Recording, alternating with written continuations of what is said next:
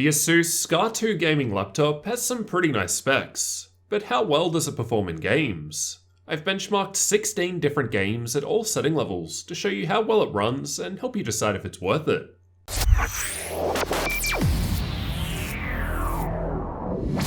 Just quickly, before we jump into the benchmark results, I'll cover off the specs in my unit. There's an Intel i7-8750H CPU, NVIDIA 1070 graphics, and 32GB of memory running at DDR4 2666 in dual channel.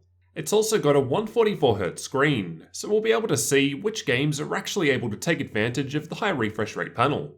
Other than that, I was running Windows 10 and these NVIDIA drivers, with ASUS's overboost mode enabled, which boosts the power limit of the CPU to 45W TDP and increases the fan speed. So let's see how well it runs.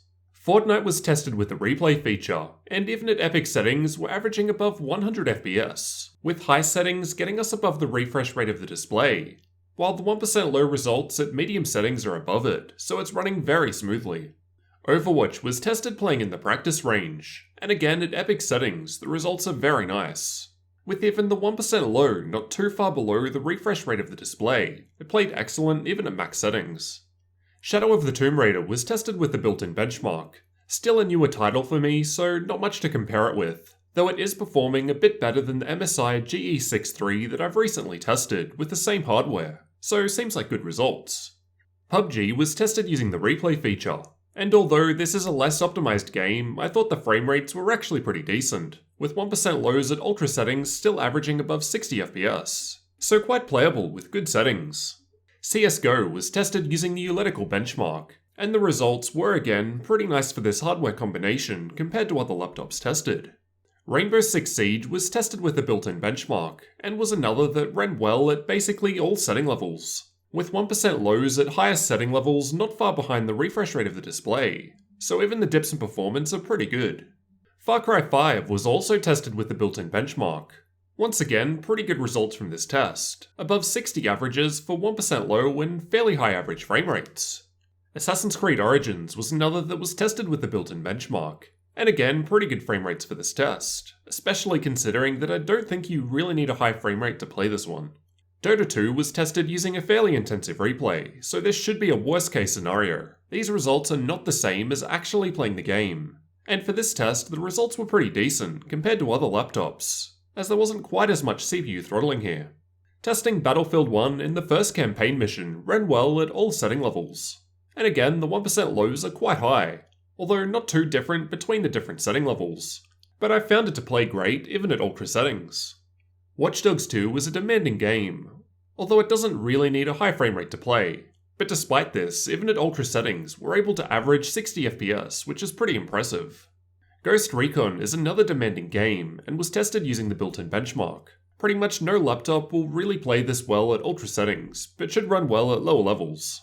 The Witcher 3 played great at anything below ultra. It was still definitely playable at ultra settings, but just felt nicer stepping down slightly to high settings, as shown by the jump in frame rates.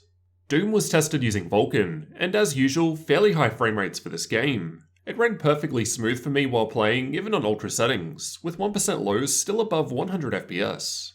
Shadow of War was tested with the built-in benchmark, and again pretty good results, with low settings averaging above the refresh rate of the panel, though I don't think you need super high frame rates to enjoy it. Ashes of the Singularity was tested using the built-in benchmark with DirectX 12, and the results for the most part are better than other laptops with same specs I've tested. All of the games tested are giving us pretty nice results.